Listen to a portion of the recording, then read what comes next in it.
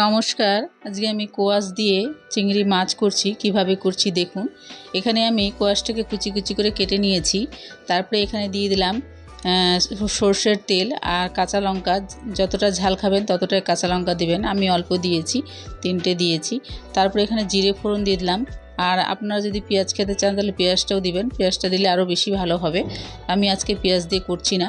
তো আমি এখানে কোয়াশগুলোকে দিয়ে দিলাম, দিয়ে নাড়াচাড়া করে তারপরে এখানে আমি লবণ দিয়ে দেবো। হলুদটা এখন দিব না, হলুদটা এখন মানে পেঁপের মধ্যে আর কোয়াশের মধ্যে আগে হলুদ দিয়ে দিলে হয় কি যে কালো হয়ে যায়, রঙটা ভালো আসে না।